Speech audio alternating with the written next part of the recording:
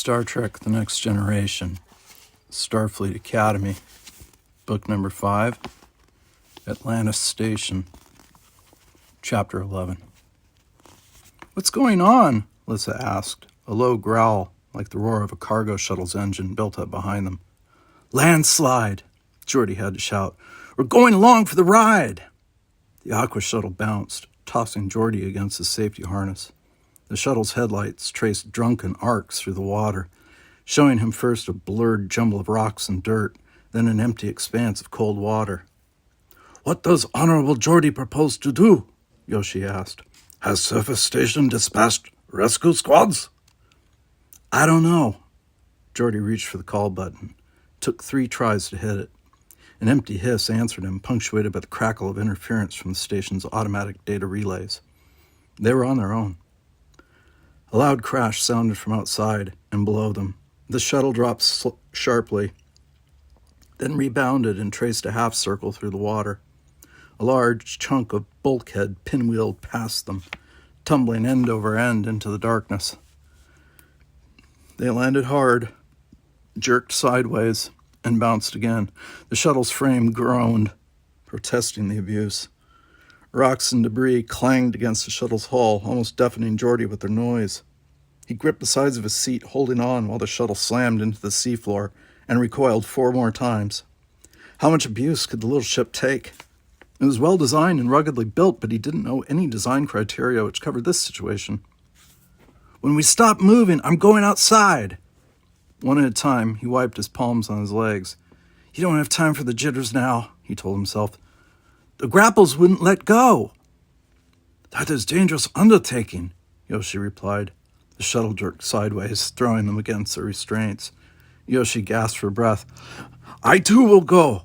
Perhaps with more muscle, job will be done quicker." "Thanks, Yoshi."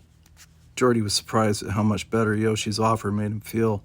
Too many things could go wrong once he left the safety of the ship. "I too will go," Tavarian said. "There are 3 skin suits in the locker. Logic dictates that we employ all available resources to free ourselves." Geordi looked out the window. More chunks of debris sailed past him, but the shuttle appeared to be moving slower. He glanced at their speed gauge, which confirmed his guess. "We're slowing down. Let's suit up so we'll be ready when we stop." Tavarian handed the suits forward. Geordi unrolled his, admiring the lightweight, waterproof fabric that was also pressure-resistant. The suit even had self-sealing boots and gloves. The bright orange reflective material was easy to see, even in low light. Geordi smiled, thinking he would almost enjoy going outside wearing this suit, if only the situation weren't so dangerous. It took some effort to get into the suit. He didn't want to unfasten his safety harness, so he had to twist and squirm in his seat to get his arms into the sleeves. The continued movement of the shuttle didn't make things any easier. Although they were still slowing, each bounce came at the wrong time. Geordi was sure he would be bruised all over from slamming into the safety harness in the side of the shuttle's control panel. He looked out the window and froze, his hands clenched. 2 rock towers, 25 or 30 meters high and as many meters apart, loomed out of the darkness. The shuttle, and the station, was headed straight for them. "Brace yourselves," he yelled. "We're going to crash." Geordi leaned over and tucked, his arms wrapped over his neck.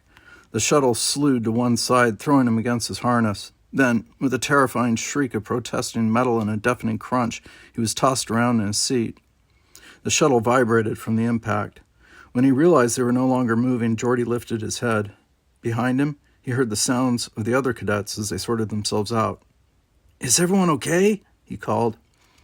The answers were a little ragged and shaky, but everyone was unhurt. What happened, Honorable Geordi?" Yoshi asked. "I think we hit something." Geordi looked out the front, saw only empty water. "I can't see anything from here, but we were headed for a couple of nasty-looking rock fingers." "It would be logical for us to proceed with maximum speed to accomplish our mission," Tavarian said. She was pulling on her boots as she spoke. "Good idea." Geordi released his harness and slid his feet into his boots. He moved to the back, surprised at how shaky his legs felt. After all the bumping and bouncing they had been through, his body hadn't adjusted to their stationary position. Tavarian and Yoshi were waiting for him, already dressed. Yoshi handed Geordi a metal crowbar, utility belt with a rebreather unit, and a helmet. "There are 3 sets of grapples," Tavarian said. "The most efficient plan is for each of us to take one." "Agreed." Geordi strapped on the utility belt, settled the helmet over his head, and connected it to the rebreather unit. When he lifted the crowbar, he felt ready for anything. Tavarian removed the emergency hatch.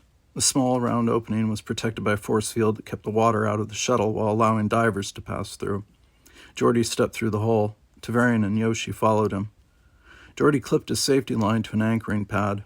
Without waiting, he started up and over the shuttle. He decided to take the far set of grapples. Swimming in the skin suit was much nicer than wading through the station in his uniform. The skin suit held in his body heat.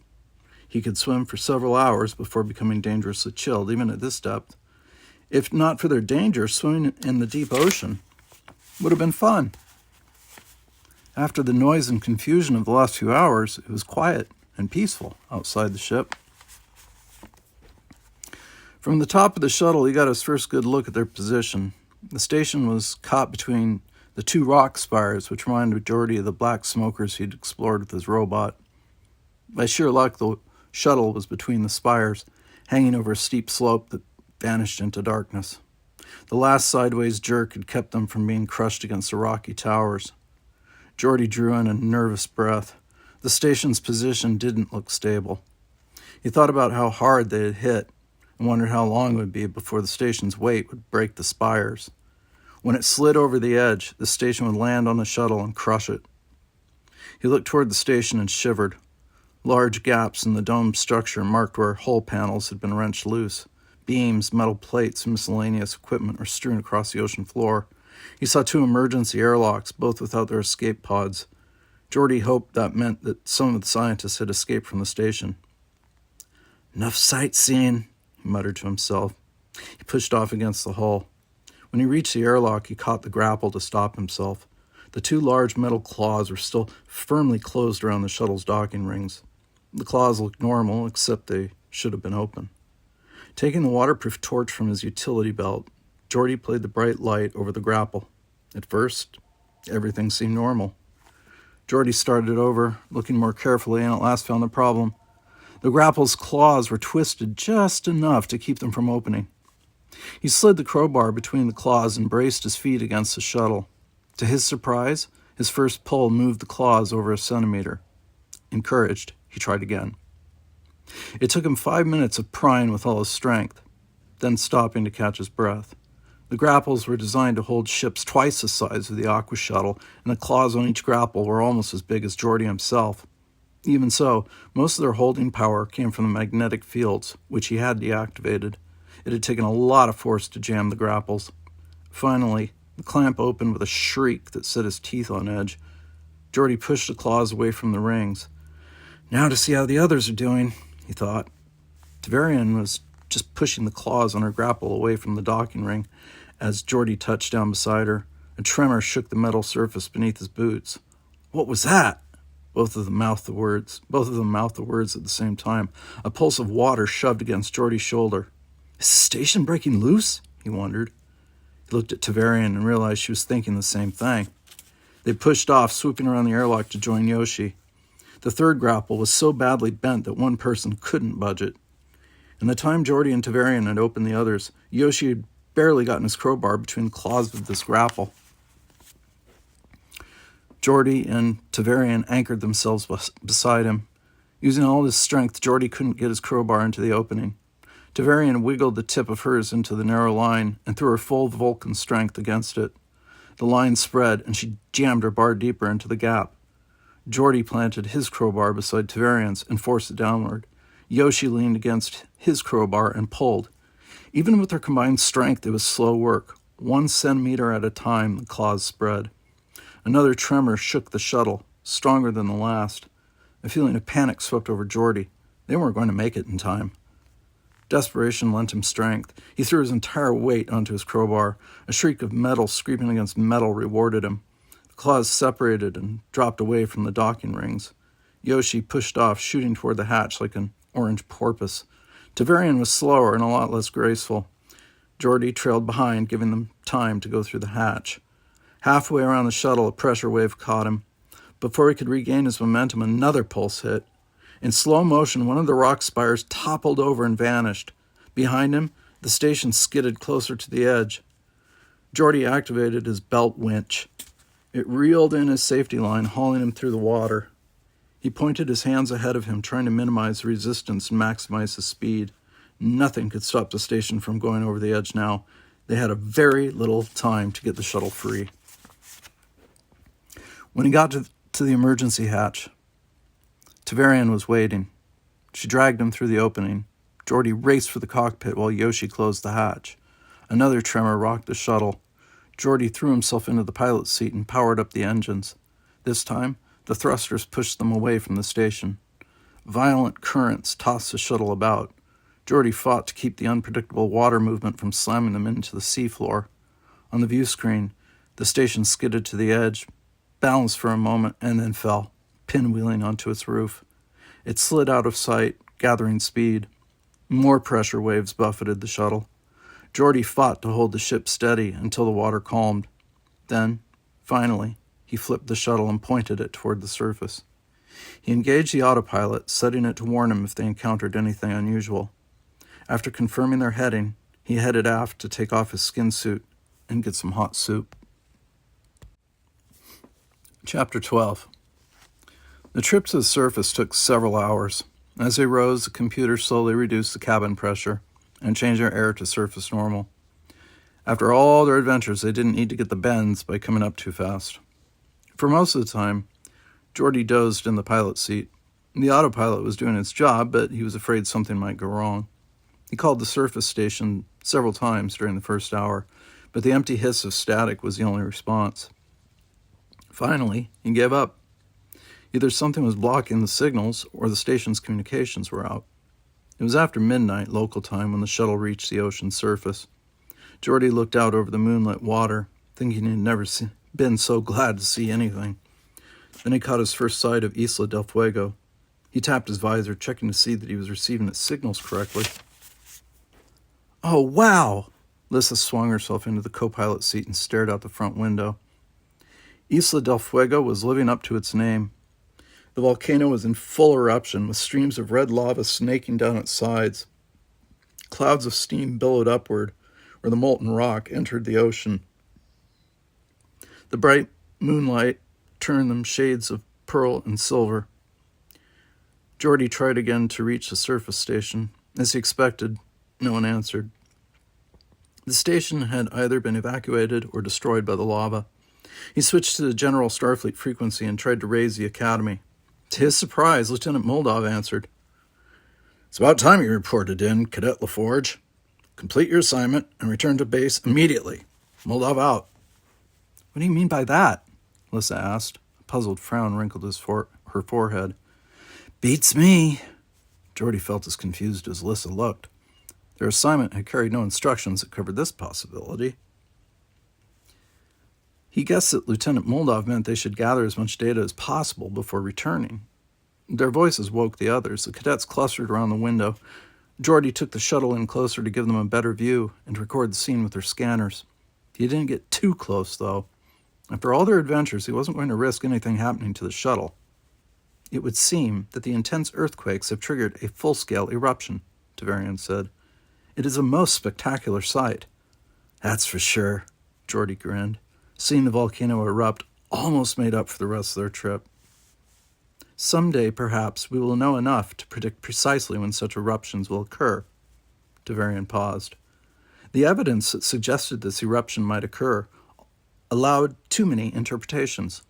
Leilani said even the scientists on the station were split into two groups on the subject. Really? It was nice to know that experts didn't know everything, even though I wished they'd been more accurate with their predictions this time. "I guess it's good to know there will be some work left for us after we graduate." Finally, everyone had seen enough, and Geordi didn't think anything new was happening. He ordered the shuttle to take them back to the Academy. He was so tired that he could barely find the controls, and only the thought of his own bed kept him going. He had hoped they could slip in quietly, But that didn't happen. Half the senior staff was waiting to debrief them. He envied Ven, Todd, Admiral, and Leilani. The medical officer whisked them off to sickbay, leaving the others to answer the questions. It was nearly dawn before the debriefing was over. "You cadets did very well," Lieutenant Moldoff said. "Your efforts in retrieving the lower station's data chips will be commended. With the upper station buried by the eruption, it will be some time before we gain access to the data in those computers. Your group will have an extra day to turn in your reports for this assignment. Dismissed." The 5 cadets started for their quarters. Geordi felt very pleased with himself. He and his classmates had gotten out of Neptune's locker with no permanent injuries to any of them. They'd been very lucky. All the people on Isla del Fuego had been evacuated in time, although 7 of the scientists working in the undersea dome had not made it to their escape pods. The Starfleet cadets, unfamiliar with the dome's layout, could easily have become additional casualties. Geordi touched his belt pouch. Chris Hall had sent him a brief message congratulating him on his escape from Neptune's locker. He smiled, thinking how relieved he'd felt to know she was alive. He was sure that was why she'd sent him a message. The route to their quarters led past sickbay. "I want to see how my sister is doing," Amory said. The group decided to come with her. Todd and Leilani were asleep, but Ben was awake and asked to talk to Geordi. "I owe you an apology, Geordi," the Andorian said. "My world is very harsh, and only the strongest survive. Anyone who is born less than perfect is abandoned at birth because they cannot compete in our society." Yeah?" Geordi scuffed his toe against the floor, trying to figure out Ven's meaning. If the other cadets understood, they didn't give him any help. Ben seemed embarrassed, as though apologies didn't come easily for him. "What I'm trying to say is that I'm grateful that you saved my life. I will remember this in the future when I am tempted to judge others by the customs of my planet." A grin spread across Geordi's face. Similar grins lit the other humans' faces, and even Tavarian's expression showed a hint of warmth. Geordi reached out a hand to the Andorian. "Maybe we can teach each other about our people. I would like that very much." Ben clasped Geordi's hand. The 2 cadets, from very different worlds, smiled at each other across a gap that wasn't as wide as it had been before.